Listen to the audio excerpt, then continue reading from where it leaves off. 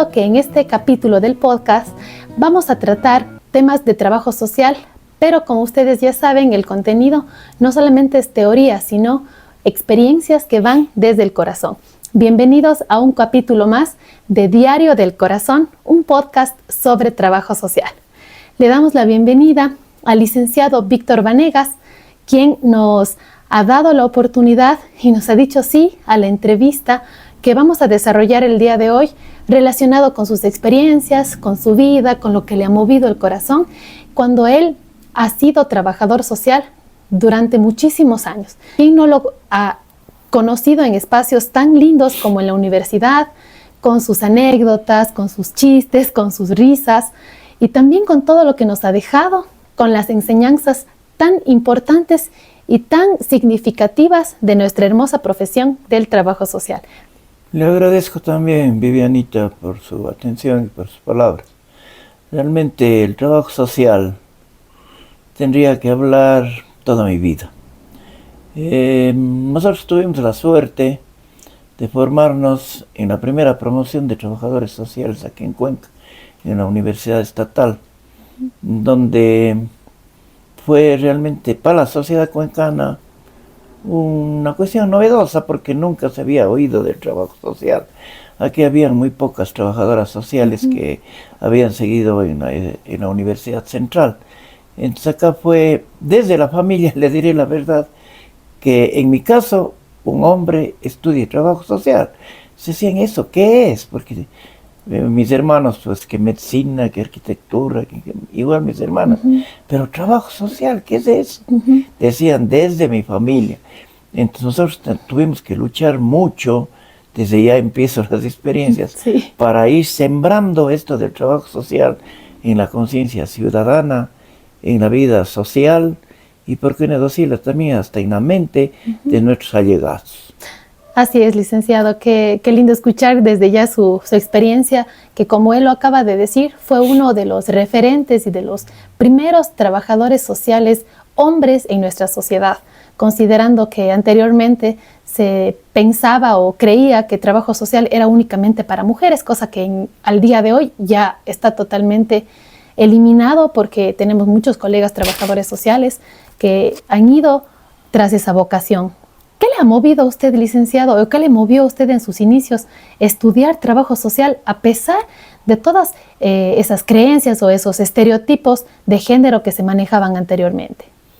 Bueno, siempre pensé yo en ayudar a las personas, es decir, no ser el solo yo, sino proyectarme a los demás, hacer el bien, ser muy solidario con las personas. Y eso me llevó a ir justamente a un centro muy especial, el Centro de Rehabilitación de Menores con Problemas de Conducta, en donde están pues los chicos, los jóvenes que necesitaban apoyo de todo tipo, no solo social, psicológico, médico, psiquiátrico, yo qué sé. En todo caso, mirar a los centros de rehabilitación hasta el día de hoy, yo le diría con absoluta propiedad que no ha habido una preocupación del Estado en sus políticas sociales. Entonces, en principio para mí fue un trauma, le digo la verdad, porque yo quería, disculpe, yo solucionar los problemas de los chicos y eso muy difícilmente. Luego me di cuenta que, porque estuve 30 años y más en ese centro, luego conversaríamos la otra área en donde podría explicar mejor. Entonces fue un trauma para mí difícil porque no se solucionaban los problemas. Diga usted, los chicos son producto de la misma sociedad, del problema familiar. Es bien difícil que una persona quiera solucionar. Fuera de eso, la falta de capacitación de las personas que dirigen los centros, manejados por cuestiones políticas, en fin. Entonces fue mi inicio, ¿no? El ser solidario con el resto. Así es. Y licenciado, cuando usted dice que trabaja o trabajó con adolescentes, infractores o que estaban en conflicto con la ley, ¿cuáles fueron sus mayores retos cuando inició con esa población y trabajando como profesional del trabajo social en estos espacios? Claro, el Estado definitivamente fue, y creo que a seguir siendo, un Estado asistencialista, muy paternalista. Entonces, la formación que recibían los trabajadores sociales, inclusive de la Universidad Central, y eran unas señoras ya de edad que tenían un concepto, un criterio, una visión muy asistencialista. Entonces nosotros empezamos a trabajar no en el sentido asistencialista, ese fue el principal reto, sino desde un punto de vista de educar a las personas, en este caso a los adolescentes, de capacitarles en un taller, en un área laboral, para que salgan adelante, apoyado la parte psicológica, médica, psiquiátrica, en fin.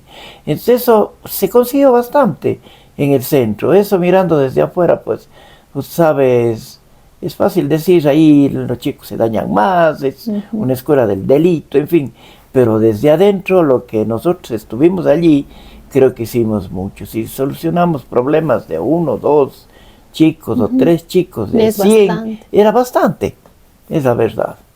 Sí, yo creo que como usted dice, muchas veces creemos que como trabajadores sociales tenemos que cambiar el mundo, pero así en caso extremo, o de una manera muy representativa, pero yo creo que lo representativo es justamente cuando llegamos a tocar un corazón, un alma, una persona, y sabemos que hicimos algo para esa persona, y eso yo creo que ya nos llena el corazón y nos mueve a seguir haciendo algo más por la gente, ¿no? Algo más por los demás.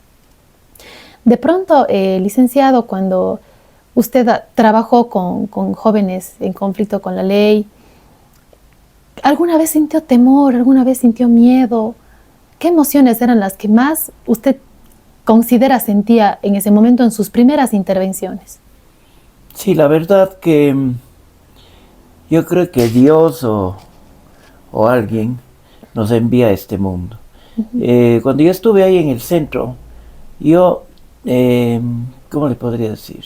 Hasta dejé de lado mi hogar para dedicarme a ayudar a estos muchachos. Nunca sentí temor, más bien me sentía como parte mía, como hijos míos, y el más marginado que podría ser más hijo mío. Entonces jamás tuve temor, jamás. O sea, no porque era un hombre para enfrentarme físicamente, nada de eso. Todo lo contrario, nunca toqué a un alumno del centro. Entonces me convertí en un educador, en un verdadero padre de ellos.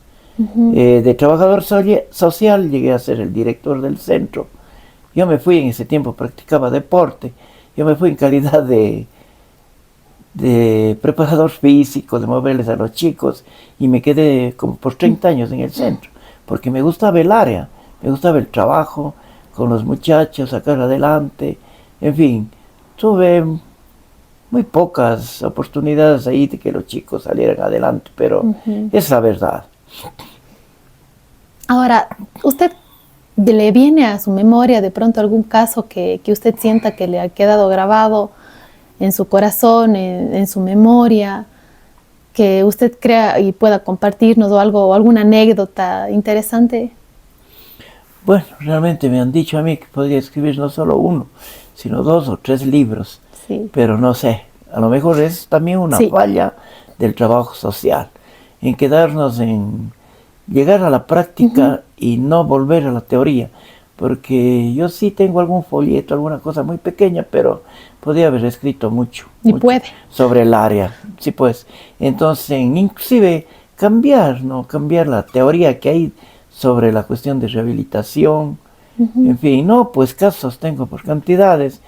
De un caso podría conversarle de un muchacho que fui yo a Quito igual con él, porque era un chico que tenía un problema mental grave, un psicópata y antisocial, completamente, de menor de edad, no puedo decir nombres, obviamente, de menor de edad ya tuvo como 8 muertes.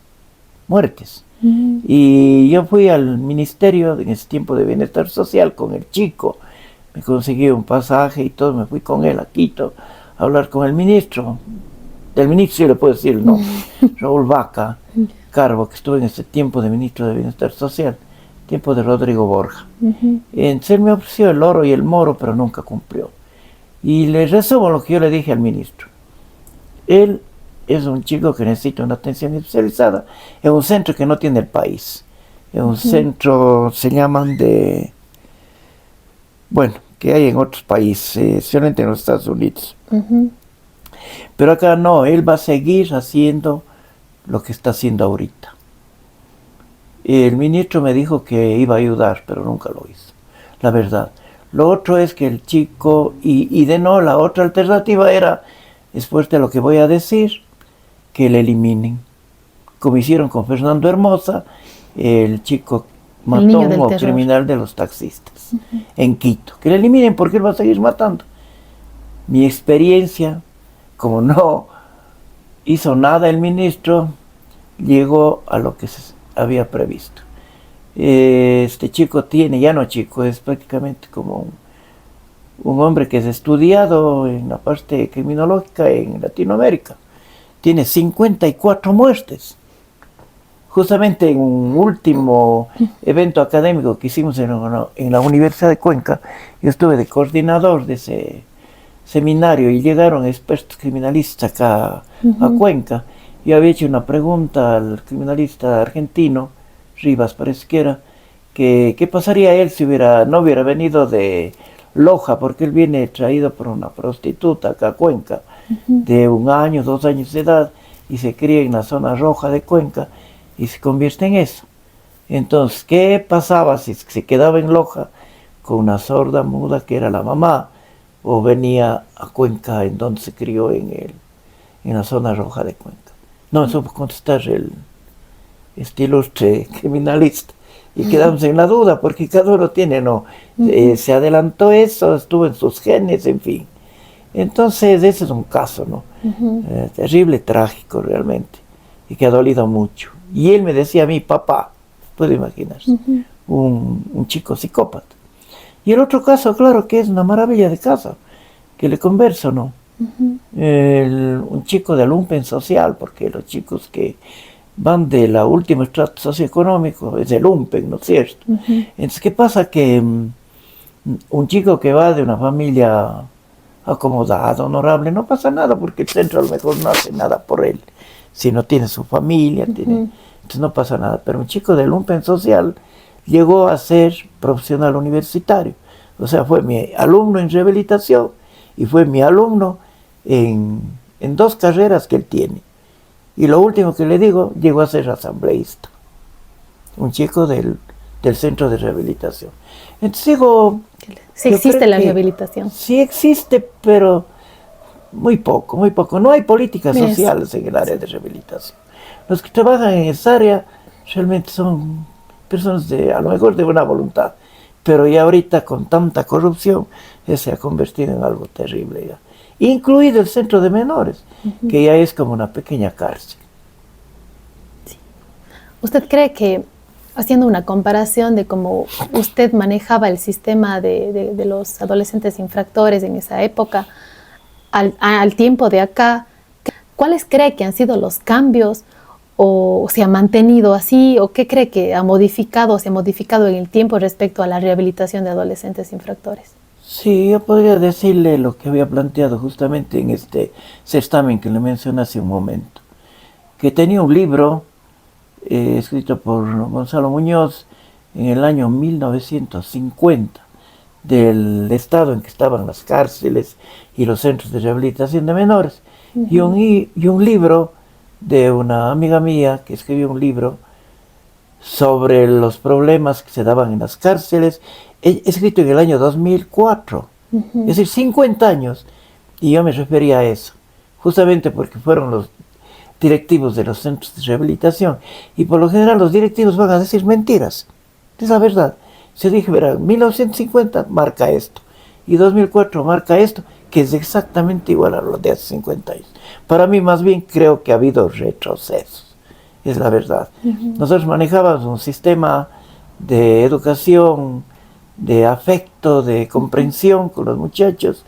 Ahora es una verdadera cárcel eso. En donde ya existe la droga, en donde ya existe la corrupción. ¿Qué decir de los centros adultos? Yo decir que ha habido mejoras, yo creo que no. Y no porque yo le esté hablando que en ese tiempo fue mejor, no. Yo le diría igual, 1 o 2 muchachos que salieron, no salieron más. O sea, no hay rehabilitación. Para mí no hay rehabilitación.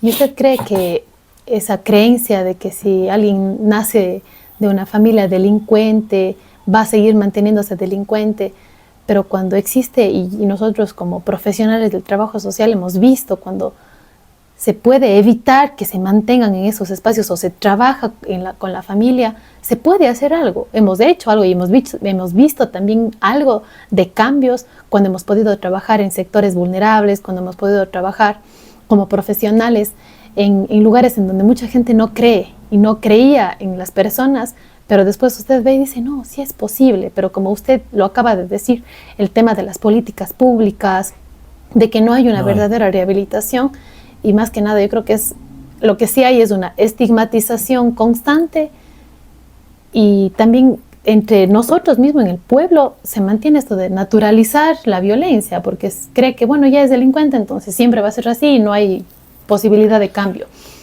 Pero cuando creemos o pensamos distinto o hacemos las cosas distintas, yo creo que se puede hacer algo, pero siempre y cuando obviamente haya un tema de trabajo también de los gobiernos, de los estados, de los municipios, porque solitos no podemos hacer nada o no podemos hacer mucho como esperamos hacer cuando nosotros estudiamos el trabajo social y pensamos, no, tenemos que cambiar el mundo y tenemos tanto que hacer, nos vamos con todo ese ánimo, pero luego nos encontramos con las realidades o las realidades del sistema. Claro, tampoco hay que ser pesimistas, pues un trabajador social pesimista no puede haber. No. Tenemos que ser muy optimistas y como no, si hemos trabajado con familias problema, hemos conseguido algo, justamente algunos de los cambios de este chico asambleísta, por decir algo. Otros son obreros, son empleados, en fin, son excepciones, ¿no? Que sí se ha conseguido trabajando con familias problemas. Ahora que en Cuenca, yo me di el lujo, disculpe esta expresión, de conocer a todas las familias de Cuenca que tenían problemas. Era desde las bisabuelos, tatarabuelos, que habían sido delincuentes, prostitutas, en fin, familias desorganizadas. Entonces, ¿qué podía hacer el resto? No. Sin embargo, con ellos se ha tenido que trabajar y sí hemos obtenido uno que otro resultado positivo, es la verdad. Pero mínimo es la cuestión. Ahora, esto de mover el mundo, mover la estructura social, esto, ya le digo, ¿no? Y con tanta cuestión, esto pueden hacer, ¿quiénes? En la asamblea. Pero vea usted cómo andamos en la cuestión de asamblea y eso. Nos preocupamos de otras cosas. Centros de rehabilitación, no hay votos. Definitivamente, como no hay votos allá.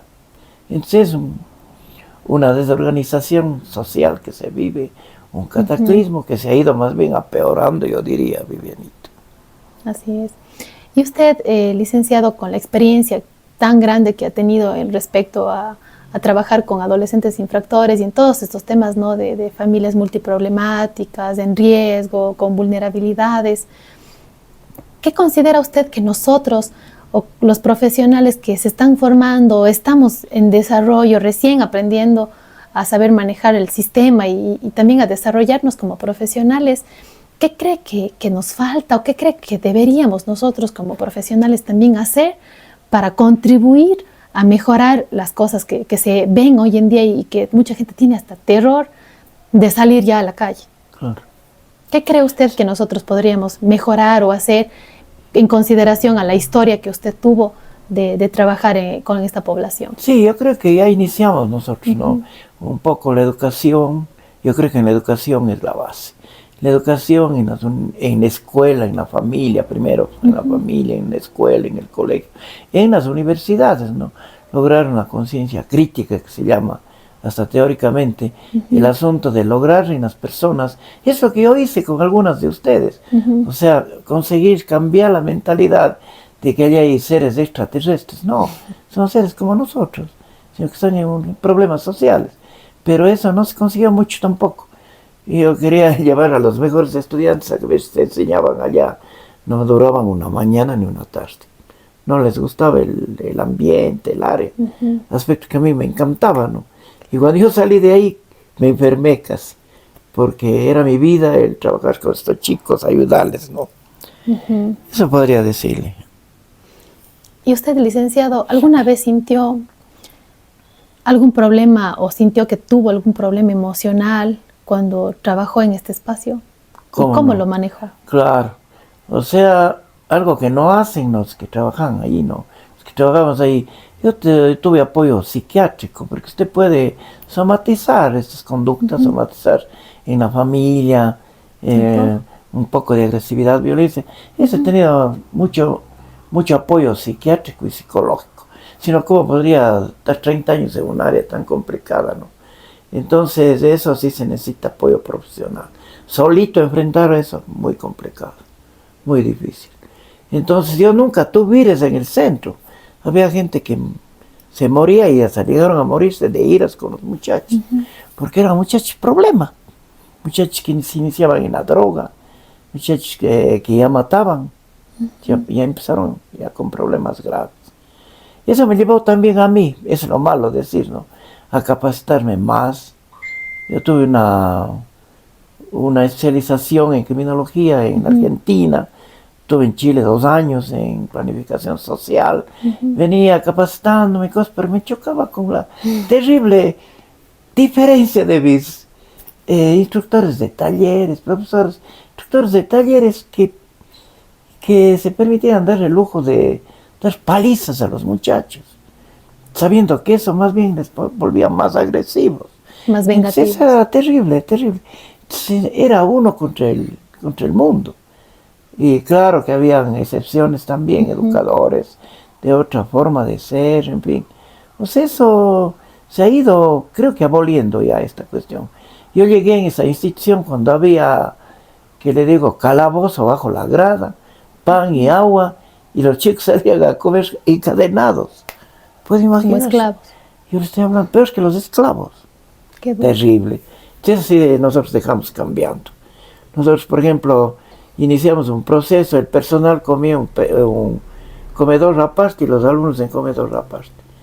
Cuando yo llegué a la dirección, malo decirle, todos comíamos la misma comida en el mismo comedor, la misma comida. Entonces el personal bien atendido y nosotros teníamos el mismo rancho que los alumnos. Entonces eso me llegó un poco, le aseguro, me iban a dejar inclusive mi familia. Yo comía ahí en el centro. Pero yo ahora viendo, yo digo que lo primero es la familia. Sí. Primero es la familia y luego el trabajo. Pero Aprender yo a cometí dividir. muchos errores, sí, reconozco.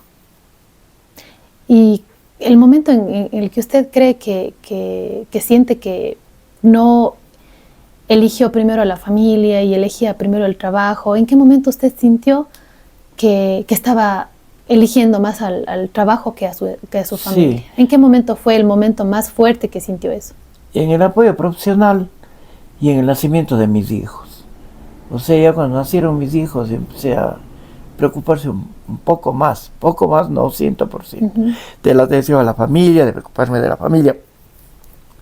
Y mi esposa es prácticamente para mí fue una líder que me sobrellevó todo, ¿no?, este trabajo. Y como yo salía sábados, domingos al centro, mi familia iba al centro. Mi mujer, mis hijos, ellos no, ninguno se dañó, ni mucho menos, no. Ellos eran muy amigos de los chicos, mis hijas, mis hijos. Mi mujer iba ahí a compartir conmigo, ¿no? ¿A dónde se llevó eso? O sea, la verdadera integración. La verdadera integración y de la familia, que mi mujer fue una comprensiva y que tanta falta me hace realmente. Usted sí tuvo bastante apoyo entonces de su familia, de su hogar, de su esposa, de sus hijos. ¿Cómo no? Yo creo que eso a veces nosotros como profesionales, creo que en muchas ocasiones estamos tan abrumados con el trabajo, con las actividades que nos toca hacer en nuestras ciertas funciones que hemos pasado en las instituciones, en las diferentes áreas, y creemos que estamos solos y que no sabemos cómo hacer, pero yo creo que uno de los grandes aprendizajes que nos está dejando el licenciado Víctor Vanegas es esto, ¿no?, de que muchos de nosotros tenemos la posibilidad de apoyarnos con la familia, de ir a recibir un abrazo de un familiar, de un hijo, de un esposo, de una esposa, que está ahí y que podemos sentir ese abrazo, que podemos sentir ese apoyo y ese consuelo cuando nosotros, y yo creo que es nuestra profesión, una de las profesiones más difíciles en relación al tema emocional, porque no somos de palo, no somos de piedra, somos seres humanos que sentimos también. Yo en muchas ocasiones en este contenido también del podcast, siempre como que trato de llegar a esto de que no somos insensibles y que ya, porque alguna vez usted decía, si perdemos la sensibilidad, si perdemos el sentido de asombro de las cosas que estamos viviendo, entonces ya no podemos ser profesionales del trabajo social. Usted, y eso me quedó pero grabado en mi mente y en mi memoria, que siempre me acuerdo de ese mensaje que usted nos decía en las clases. Y es algo que es real, no podemos perder esa sensibilidad, ese sentido de asombro y no naturalizar nosotros también como profesionales que si estamos trabajando en áreas difíciles, en áreas de vulnerabilidad y bueno, y creer que así es y no podemos hacer más y naturalizar. Entonces yo creo que si estamos en ese punto, también es un llamado a la reflexión, un llamado a que nosotros como profesionales, qué estamos pensando, qué estamos haciendo, y qué lindo que usted nos pueda compartir esto. Y yo también rescato la parte en donde usted dice que nosotros como profesionales tenemos que atendernos psicológicamente, irnos a un profesional de la salud mental que nos guíe, que nos apoye, que nos soporte y que nos dé ese apoyo que tantas veces necesitamos y que claro, si tenemos este apoyo de la familia, no es lo mismo que ir a un profesional. Cuando usted tuvo la oportunidad de ir a un psiquiatra, y yo creo que eso es bastante de reconocerle, licenciado, que usted en esa época que no se hablaba mucho de la salud mental, que nadie ni siquiera le interesaba ir al psicólogo, usted haya sido uno de los primeros en ir. ¿Cómo fue su experiencia en ese espacio? Sí, fueron compañeros de la misma facultad, porque yo trabajé a la par, tanto en la universidad cuanto en el centro de rehabilitación. Compañeros que fueron mis profesores también en la universidad, los que me apoyaron y estuvieron al tanto de la situación, inclusive apoyaron el centro, iban a dar charlas, conferencias, en fin, a los chicos, y de paso me trataban también a mí, y no solo a mí, algunos que se prestaban para ello, porque hay otras personas, lo que usted dice es cierto, dicen que solo necesita psiquiatra loco, no es así. En la vida hogareña alguien necesita un complemento, algo que le ayude a alguien de afuera, ni siquiera un familiar psicólogo, sino una persona completamente neutral. En eso siempre lo estuve. Ahora otra cosita que usted tocaba también es de que uno en la vida profesional se topa de repente que ahí viene el dicho de todo hay en la viña del Señor. Nosotros apoyábamos a estos muchachos y frecuentábamos muchas de las veces casas de salud, centros psiquiátricos, psicológicos, y quienes más se oponían de repente eran los trabajadores sociales, una cosa increíble. Yo me juntaba con la trabajadora social, decía, usted sí, yo trabajo social, pero no tiene un poquito de humanidad, no tiene un poquito de sensibilidad. Por ejemplo, en el seguro, me acuerdo de un chico, no tenía seguro el chico, y tenía que hacerse una operación, pero era urgente porque si no se moría. No va a creer que la trabajadora social dijo que no, porque no es asegurado. Los médicos quisieron operarle el sistema, movía el sistema de seguridad, porque en eso los trabajadores sociales sí podemos hacer. Y esa es la intervención buena, y en la cual nosotros debemos intervenir, es en los sectores de la política social de un Estado. Entonces ahí intervenimos y vino una orden de arriba, de Quito, para que le operen al chico. Pero la trabajadora social se quedó muda cuando conseguí eso. Disculpe esta expresión. Y la principal que se oponía.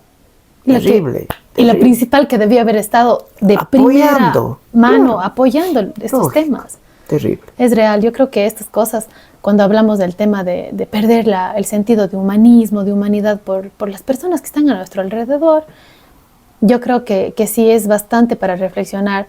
Y si yo me enmarco también en esto de la salud mental, es clave ir a procesos de tensión mental. Yo cuando he ido a procesos y he ido a estar en procesos largos de desarrollo personal, de ver mi infancia, de ver todos los temas que a veces, como alguna vez también leíamos, escogemos la profesión por algo, por un tema capaz de resolver historias familiares, inconscientemente queremos resolver la vida de la familia, pero de una manera u otra estamos haciendo también algo por nosotros. ¿Usted cree que la profesión, usted licenciado, ha hecho algo por su vida? 100%, yo digo 100%. O sea, ¿en qué ha cambiado? En todo, pues en todo, todos los temperamentos, todas las cuestiones que nosotros, todas las patologías que todos tenemos, yo creo que mi hogar se ha vencido. Mis hijos me quieren a mí, yo les quiero a mis hijos, mi mujer. Bueno, le vamos a llorar toda la vida. Lo mismo a mis hijos, es un conglomerado en que nos queremos todos. Y en este momento de mi vida, en este duelo que estoy, yo estoy donde mis hijos, vengo acá también, pero mis hijos me apoyan mucho. Si yo hubiera sido un padre que no hubiera consentido, hubiera educado a mis hijos, a lo mejor no me volvían a ver. Si hubiera visto injusticias aquí, nunca ha habido injusticias. Ha habido sus desequilibrios como en cualquier hogar, pero cosas muy pasajeras, ¿no? Y yo digo que sí, y el trabajo social me ha ayudado mucho, el complemento profesional igual, las relaciones sociales, bueno, en fin, ¿no? Yo creo que el trabajo social, lo que le empecé diciendo, es la vida misma. El trabajo social es la vida, y yo, si volvería a nacer, seguiría el trabajo social. Y a mis hijos, porque alguien preguntaba en la universidad justamente, entre los profesores, ¿ustedes a sus hijos harían estudiar trabajo social? Increíble, Vivianito, solo yo dije yo. El resto, nadie dijo que querían. Vea usted, profesores de trabajo social. Entonces nos explicaba, decía, no, porque yo quisiera revivir eso. Las incoherencias. Las incoherencias de la vida, es la verdad. Nadie dijo. De los profesores que estábamos 9 profesores ahí. Lo único que dije, yo sí. Y yo luché, me lo digo, hasta con mi familia. Primero mi familia, no la actual, pues, primero mi familia paterna, materna, o sea, mis orígenes. Papá era un hombre que quería que trabajen ya inmediatamente y que hagan plata. O sea, trabajo social. ¿Y eso qué es? ¿Qué te vas a morir de hambre? Disculpe la expresión. No me voy a hacer rico, le decía a papá, pero voy a servir a alguien, voy a apostar a alguien, voy a ver si cambia a alguien. Ay, quita con tus teorías. Cada persona piensa diferente. Pero usted fue en contra de eso. La mía, claro. Fue. Pero es que yo me eduqué por mis propios medios, esa es la verdad. Papá decía, yo te apoyo, pero si sigues ingeniería, o te haces cura. Profesiones de hombres. O te haces militar, claro. Pero profesiones de hombres, y vea usted, luego se va volviendo estereotipadas, inclusive las mujeres también, a ver eso. Mujeres solamente filosofía, derecho, y es también. Educación. Trabajo social, pero ahora ve usted arquitectura, ingeniería, puro mujeres. Sí, ya sé. Y las mujeres están llevando la batuta, las 5 últimas promociones son premios benigno malos. Se van rompiendo esas estructuras y esos estigmas. Y en áreas técnicas. Y entonces, qué lindo, licenciado, que usted haya podido romper esos estigmas y ir en contra del sistema, que es lo que nos dice que tenemos que o no tenemos que hacer de acuerdo a nuestro género o a nuestro sexo. Entonces yo creo que eso sí se ha ido aboliendo y se está trabajando y se habla mucho más del tema de que tanto hombres y mujeres podemos escoger la profesión que queramos y que sintamos y está bien. Así es. Yo creo que es importante, ¿no? Mis hijos, por ejemplo, siguieron una carrera. Yo dije, muy bien, porque te gusta a vos. Ya se le da la oportunidad que el hijo escoja su carrera. Pero yo jamás le impuse a un hijo. Tienes que seguir esto a la fuerza, ¿no? Yo creo que eso se ha ido modificando, se ha ido cambiando. Y capaz hayan aún personas que hagan eso, pero yo creo que estamos en etapa de modificar, de cambiar, de pensar distinto y de hacer nosotros algo distinto. Y yo creo que lo que usted nos acaba de contar, licenciado, le agradezco tanto que se haya podido abrir a contarnos algo de sus experiencias, incluso de sus temas de la familia, de cómo se ha apoyado en su hogar, en su familia, para lograr ser quien usted es y ha sido. Muchas gracias. Entonces, yo creo que esto también nos deja el mensaje y la reflexión a quienes nos están escuchando, a quienes nos están viendo, que sabemos que este contenido está direccionado para personas que les gusta el trabajo social, para profesionales del trabajo social y también que conozcan nuestra profesión. A veces no hacemos estos espacios. Nunca he escuchado yo un programa de radio en donde hablemos así del tema del trabajo social, o espacios que son muy efímeros, pero yo creo que este contenido va a llegar a muchas personas y a profesionales que de una u otra forma nos va a ayudar a sensibilizarnos más, a conocer que sí es posible hacer trabajo social, si se pudo hacer hace 30 años, 40 años, pues ahora mucho más. En la universidad. Ahora se puede hacer mucho más y podemos también nosotros inspirarnos de personas como usted, licenciado, que yo creo que de los profesionales con los que converso siempre me queda eso, ¿no? De agradecerles, de saber que ustedes nos dejan esas historias tan motivadoras y nos hace seguir eligiendo el trabajo social y poder hacer más desde nuestros espacios, desde nuestras trincheras, como yo digo. Seguir haciendo procesos, cambios, transformaciones, que quién más que la profesión del trabajo social nos deja eso. Sí, yo quisiera para terminar pues indicarle un poquito sobre la vida universitaria, ¿no? Sí. En donde también estuve como 36 años, tuve más tiempo, pero a la par estuve en el centro. Y yo le digo realmente qué posgrado ni qué especialización ni nada. La vida, la experiencia en el centro fue más que posgrado para mí. Fue más que todo, me llenó de todo porque fue algo vivido. Ahora en la universidad realmente sí ha habido también sus altos y bajos. La docencia universitaria pues hay que llevarle no solo en decir, ¿no? Yo creo que hay que decir y hacer también. Y el que dice mucho y no hace, realmente es un teórico, se quedó en la teoría. El otro es en que tenemos que tener no una doble moral, ni una doble personalidad. Yo había dicho en una reunión, porque estuve de director de carrera, también recordará, entonces había dicho, no, un profesor de trabajo social, porque yo creo que el trabajo social es muy especial, es muy especial. Y digo especial lo que usted acaba de decir, porque trata de seres humanos, tienen los comportamientos emocionales, psicológicos en definitiva, y sociales. Un profesor que no tenga moral, que no tenga una solvencia moral, realmente no puede estar en esa carrera. Yo diría en la universidad, pero en trabajo social no. Y ahí se daba una cantidad de cosas, te digo la verdad, sí, es real, que no fueron denunciados, no fueron todo, pero yo les decía, un profesor puede ser un sabio, pero si no tiene moral, ¿para qué? No hay valores. ¿Qué puede enseñar? ¿Qué puede decir a sus alumnos?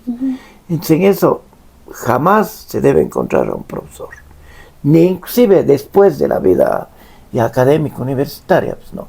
Entonces eso yo le diría que es lo principal, educar, formar en la rectitud de procedimientos, en el cumplimiento de las obligaciones, pero con una moral estricta, con un valor alto de la moral. La ética, que siempre se habla de la ética, así es, pero no hacemos. Yo creo que está bien fundamentado su mensaje, licenciado, y agradezco que haya tocado también este tema en relación a los valores y a la moral que los profesionales docentes de las universidades y específicamente de la Universidad de Cuenca llegue a esto a muchos, ¿no? Que capaz hay casos que no se denuncian, casos que sí se denunciaron y ahora ya se hicieron justicia. También vale este espacio para recalcar eso, y en la Facultad de Jurisprudencia, que también se hizo justicia con una compañera, pero uno de los casos que se dio a la luz, que se hizo saber y está bien. Y nosotros también tenemos que estar en esos espacios también, apoyando a las personas que están en estos procesos y mantener ese mensaje de conciencia. Y si es que estamos sintiendo que algo está pasando con nosotros, que estamos perdiendo la sensibilidad o estamos emocionalmente mal, pues hacer algo. Hay profesionales de la salud mental que nosotros siempre debemos estar yendo, siempre debemos estar trabajándonos, porque de esa forma también vamos a poder atender bien a las personas con quienes trabajamos. Eso, licenciado, le agradezco una vez más este espacio, estas reflexiones, este momento también de conversar respecto a la profesión, a su historia, a qué hemos hecho y qué estamos por hacer. Agradecerle infinitamente por eso y espero que este mensaje se mantenga y llegue a muchos profesionales y a muchas personas que les gusta conocer respecto al área del trabajo social. Licenciado, una vez más agradecerle y nos quedamos con todos esos mensajes, esas reflexiones de lo que usted ha hecho y sigue haciendo con la profesión del trabajo social. Felicitarle a usted también, Vivianita. Yo creo que este tipo de programas, de intervenciones, más que nada de ser algo personal, algo que uno se va a relevar, no, todo lo contrario. Yo soy una persona muy humilde, pero servirá a alguien para seguir educando. Yo creo que en eso el trabajo social da toda su vida, en educar socialmente a las personas, en sentirnos iguales frente al mundo y buscar nuevas perspectivas de nuestro Ecuador, ¿no? Y los jóvenes y por qué no los viejos también. Así es. Muchas gracias, licenciado. Gracias a todos quienes nos han visto. Y recuerden que nos pueden seguir en nuestras páginas, en las redes sociales. En Instagram estamos como @diariocorazonts y en Spotify Diario del Corazón.